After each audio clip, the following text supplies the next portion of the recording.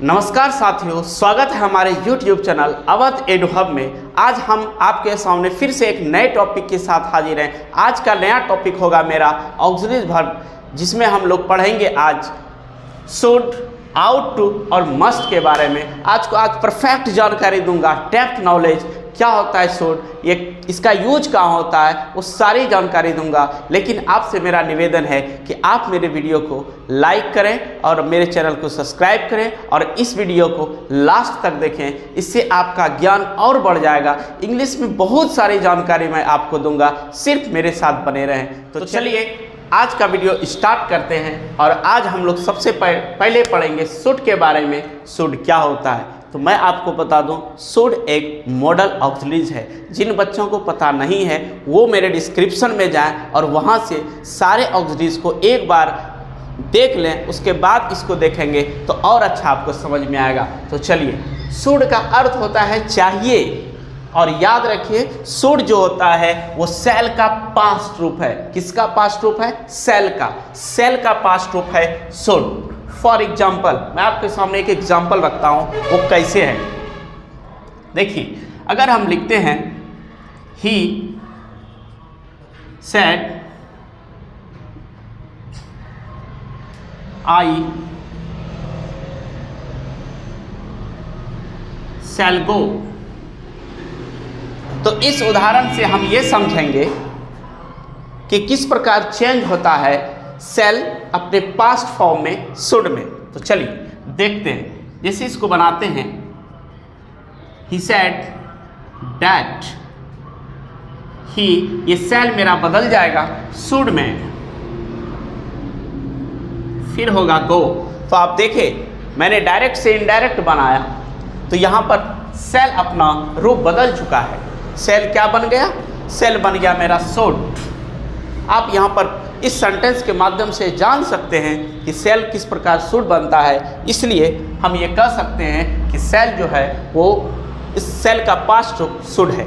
चलिए अब इसके यूजेस को सीखते हैं कि इसका यूज कहाँ होता है। सबसे पहले इसका अर्थ होता है चाहिए, और चाहिए वाला सेंटेंस जब आप देखेंगे तो प्रॉपरली उससे आपको एक सलाह, कि आप किसी को सलाह दे सकते हैं, निर्देश दे सकते हैं, अपने विचार को रख सकते हैं। जैसे फॉर एग्जाम्पल मैं आपको बोलता हूँ एक सलाह कि आप डॉक्टर के पास जाइए, तो क्या कहेंगे?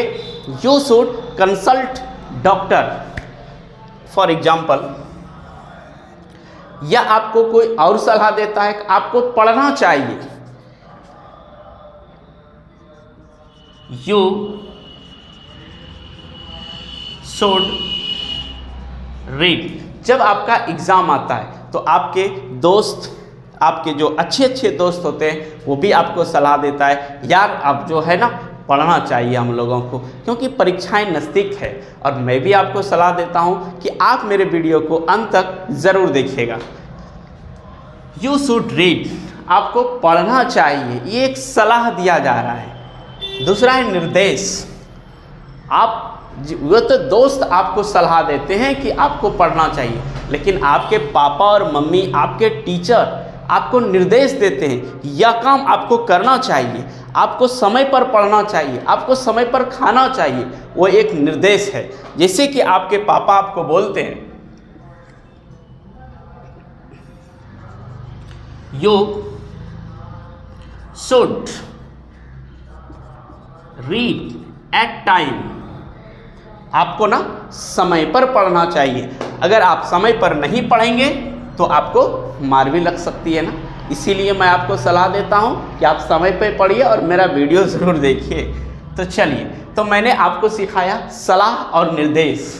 सलाह और निर्देश के बारे में आपको जानकारी मिल गई हो तो हम आगे बढ़ते हैं विचार की ओर। आप किसी के सामने अपना विचार रखते हैं ना कि तुमको ये नहीं करना चाहिए, आप कोई गलती करता है, तो उस कंडीशन में आप क्या कहते हैं? जब आपको वो गलती करता है उस कंडीशन में आप उसको सलाह तो देते हैं, एक अपना विचार व्यक्त करते हैं, भाई देखो तुमको ये काम नहीं करना चाहिए, तुमको टाइम पर जाना चाहिए। तो एक विचार व्यक्त होता है, तो उस कंडीशन से आप शुड का प्रयोग करेंगे। मैं आपको इस वीडियो में बहुत कुछ बताऊंगा जो आप किताब में भी नहीं पढ़े होंगे, जिसका डेप्थ नॉलेज मैं आपको दूंगा। नेक्स्ट आते हैं, नेक्स्ट है नैतिक कर्तव्य। अब भाई नैतिक कर्तव्य क्या होता है? तो नैतिक कर्तव्य सबको ध्यान देना चाहिए अपने नैतिक कर्तव्य में। अब नैतिक कर्तव्य जिसका इंग्लिश होता है मोरल ऑब्लाइजेशन, ठीक है, तो वहाँ पर हम एक नैतिक कर्तव्य लेते हैं, जैसे अपने देश की सेवा करनी चाहिए, अपने देश से प्यार करना चाहिए, बड़ों की इज्जत करनी चाहिए। ये क्या आता है? नैतिक कर्तव्य में।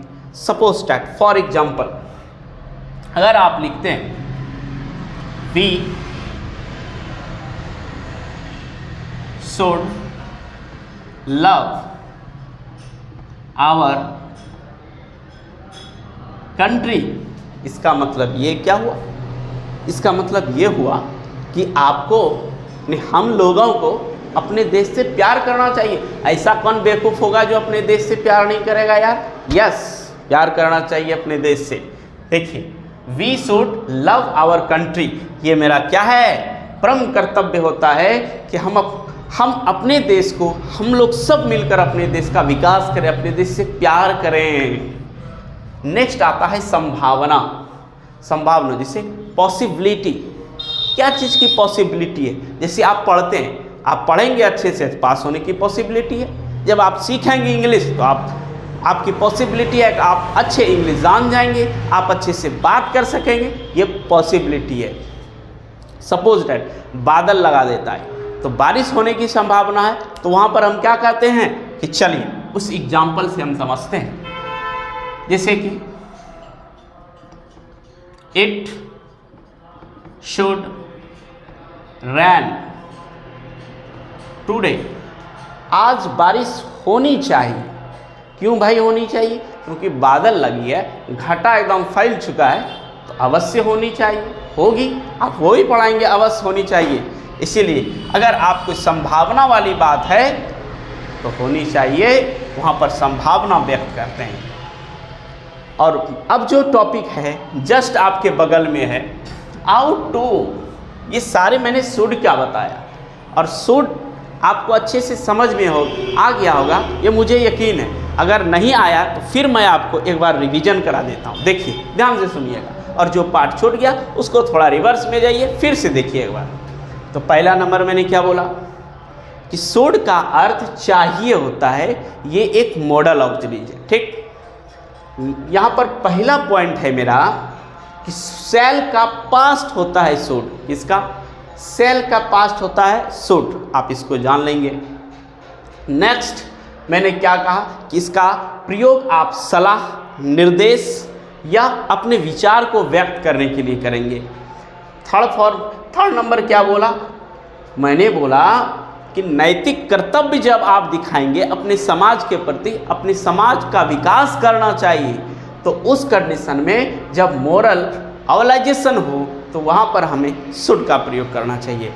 नेक्स्ट संभावना, कि आपको कोई संभावना दिखता हो, उसे बीमार नहीं होनी चाहिए, तो उस कंडीशन से आप संभावना व्यक्त कर रहे हैं कि ऐसा हो गया, नहीं होना चाहिए। चलिए यहाँ तक आपको समझ में आ गया हो तो हम आउट टू की ओर चलते हैं। देखिए आउट टू का अर्थ होता है चाहिए, जो शुड का अर्थ होता है वही होता है आउट टू का अर्थ। समझ में आया?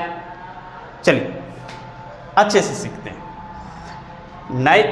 नैतिक कर्तव्य, यहाँ भी है मोरल ऑब्लाइजेशन। इसका मतलब ये हुआ कि मोरल ऑब्लाइजेशन वाले सेंटेंस में सपोज दैट, जैसे मैंने कहा कि आप यहाँ पर लिखे मोरल ऑब्लाइजेशन का अर्थ ये हुआ कि आपको समय पर पढ़ना चाहिए, ये आपकी ड्यूटी भी है। मोरल ऑब्लाइजेशन में भी इसको हम रख सकते हैं, क्योंकि ये मेरा नैतिक कर्तव्य है ना, हमको पढ़ना चाहिए।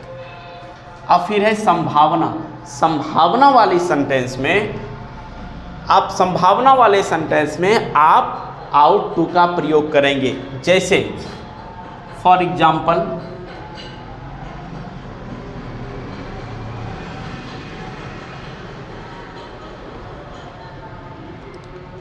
इट आउट टू रेन, बारिश होनी चाहिए।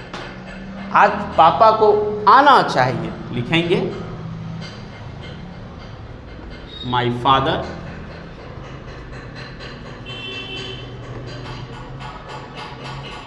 आउट टू कम, आज पापा को आना चाहिए। तो जहां पर आप ये संभावना व्यक्त कर रहे हैं, नैतिक कर्तव्य, संभावना या लॉजिकल नेसेसिटी। अब लॉजिकल नेसेसिटी क्या होता है? सपोज देखिए, फॉर एग्जाम्पल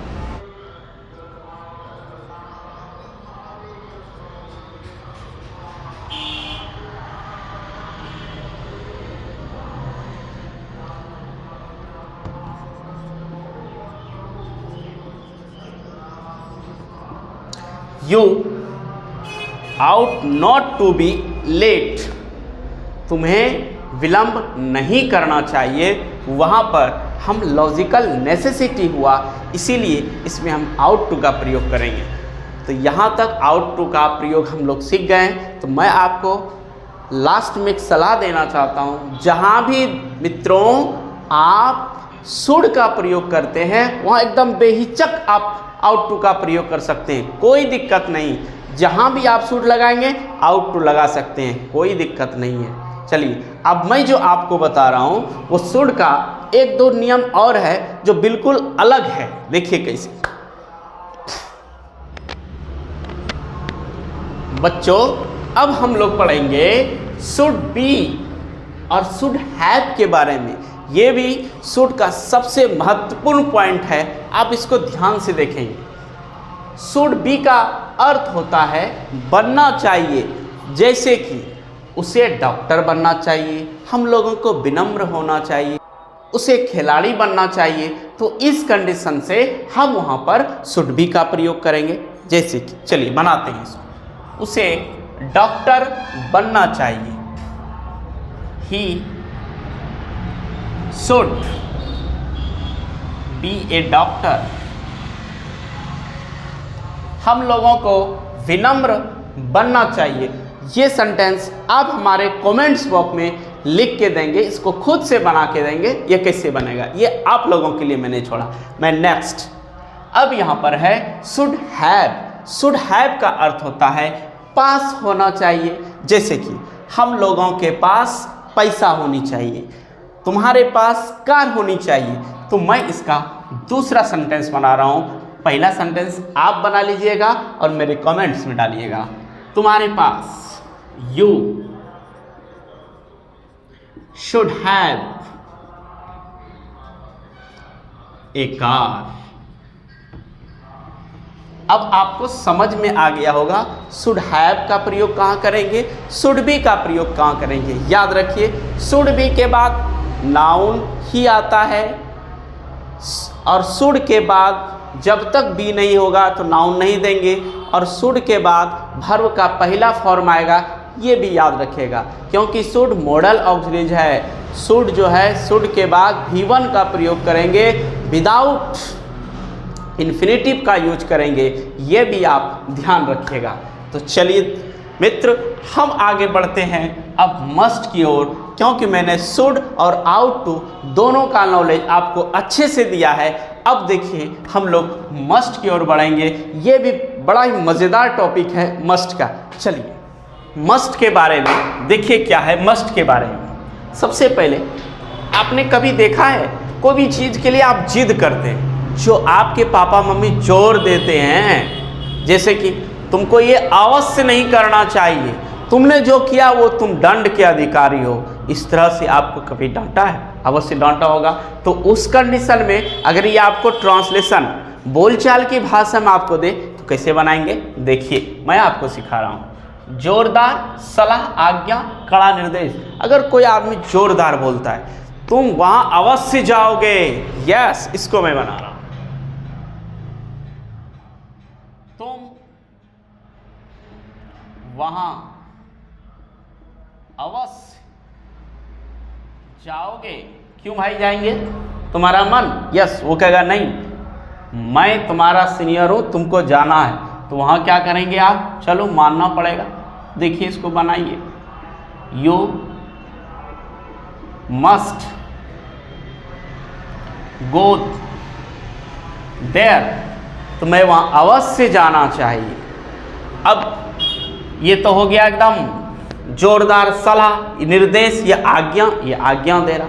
ये आपको डॉक्टर क्या बोलता है, आप बीमार हो जाते हैं तो डॉक्टर के पास जाते हैं, सर मेरे पेट में दर्द है, मुझे बुखार है, जो भी बीमारी आपको होती है, उस कंडीशन में डॉक्टर आपको दवाई फटाफट लिख देता है और क्या कहता है, आपको कड़ा निर्देश देता है, आपको ये दवाई अवश्य खानी चाहिए। वहां पर भी आप मस्ट का प्रयोग करेंगे। देखिए आपको दवा अवश्य खानी चाहिए, तब यहां क्या लिखेंगे, इसका बनेगा you must take medicine, you must take medicine. अब यहाँ खाने का अर्थ यार, यहाँ खाना मतलब गोली खाना है, बट लेना है। ये खाना ईंट वाला खाना नहीं, सिर्फ लेना है। दवाई को लेते हैं, खाते नहीं है। ईंट नहीं दीजिएगा, याद रखिए, गलत हो जाएगा। तो हम आपको क्या सिखाएं कि आपको दवा अवश्य खानी चाहिए या लेनी चाहिए, आपको डॉक्टर बोलता है। ये एक कड़ा निर्देश है कि आप अगर नहीं करेंगे तो आप बीमार ही रह जाएंगे, इसीलिए आपको दवा अवश्य खानी चाहिए। वहाँ पर जब आपको एकदम जोरदार सलाह दे रहा हो तो वहाँ पर आप मस्ट का प्रयोग करेंगे। तो यह समझ में आ गया होगा ये पॉइंट। अब नेक्स्ट पॉइंट है दृढ़ संकल्प या कर्तव्य। कोई आदमी एकदम तुमको हम मार के रहेंगे, तो उस कंडीशन में संकल्प ले लेते हैं, वाह इसका क्या एकदम जुनून है, कहता मुझे मार कर ही रहेंगे। तो वहाँ देखिए, तो वहाँ पर एक उदाहरण के तहत समझते हैं। कोई दृढ़ संकल्प, तो आप मार काटूला दृढ़ संकल्प नहीं करिए, आप संकल्प करिए मुझे अवश्य पढ़नी चाहिए, ये मेरा कर्तव्य है। हम भीष्म प्रतिज्ञा लेते हैं, मुझे अवश्य पढ़नी चाहिए, मुझे इंग्लिश सीखनी चाहिए और मैं अवश्य सर का वीडियो ज़रूर देखनी चाहिए मुझे। ये संकल्प करिए, तो आपको इंग्लिश समझ में आएगी और आप सीख जाएंगे। जैसे कि मुझे अवश्य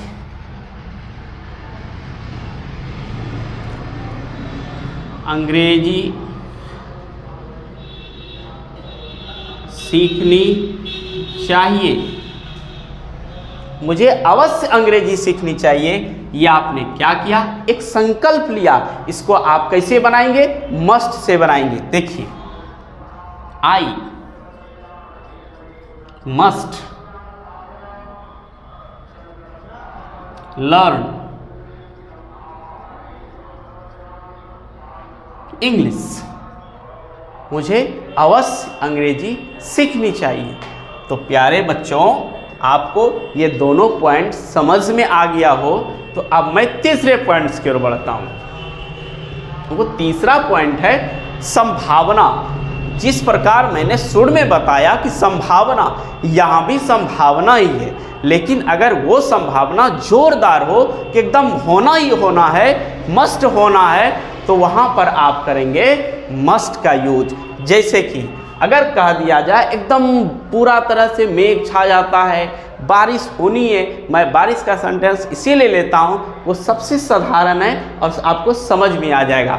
देखिए, एकदम पूरा बादल छा गया और वहाँ पर कहते अब तो बारिश होनी है, लोग कहता है अवश्य बारिश होगी, अवश्य बारिश होनी चाहिए। वहाँ पर प्रयोग करेंगे हम इट मस्ट रेन टुडे, अवश्य बारिश होनी चाहिए आज। तो वहाँ पर हम मस्ट का प्रयोग करेंगे। तो आई होप आपको पूरी वीडियो समझ में आ गई होगी। मस्ट का भी आपने प्रयोग सीख लिया होगा। तो अब हम लोग एक एक करके सारा रिवीजन कर लेंगे और आपको समझ में आ जाएगा। पहला नंबर, मस्ट का प्रयोग जोरदार सलाह, आज्ञा या कड़ा निर्देश जारी कर दिया जाए तो वहाँ मस्ट का प्रयोग करना चाहिए। फॉर एग्जाम्पल मैंने बताया तुम वहाँ अवश्य जाओगे, यू मस्ट गो देयर। दृढ़ संकल्प या कर्तव्य का बोध हो, जैसे आपको दवा अवश्य खानी चाहिए, you must take medicine. Possibility की बात है तो इट मस्ट रेन टुडे, आज अवश्य बारिश होनी चाहिए, ये पॉसिबिलिटी है। तो साथियों, आपको ये पूरी वीडियो समझ में आ गई होगी, सारी बातें आप सीख लिए होंगे। तो आपसे मेरा एक ही रिक्वेस्ट है, आप मेरी वीडियो को पूरा देखें, इसके लिए आपको धन्यवाद। और आपसे मेरा एक ही रिक्वेस्ट है, आप मेरे वीडियोस को लाइक करिए, मेरे चैनल को सब्सक्राइब करिए और ज़्यादा से ज़्यादा लोगों तक पहुंचाइए, शेयर करिए अपने फ्रेंड कम्युनिटीज़ के साथ और हमारे वीडियो को पूरा देखिए। और सारे वीडियो हमने प्लेलिस्ट में डाल के रखा है, वहाँ से आप इंग्लिश का जितना भी मेरा पढ़ाया गया है सबका एकदम सरल भाषा में मैंने पढ़ाया, आप उसको ज़रूर देखिए और आप उससे सीखिए। आज के लिए ही बच्चों इतना ही, आपसे कल फिर मिलेंगे एक नए वीडियोज़ के साथ, एक नई टॉपिक के साथ। आज के लिए आपको धन्यवाद। आप अपने व्यक्तित्व का निर्माण इस तरह करिए कि आपके व्यक्तित्व के आलोक से पूरा संसार आलोकित हो।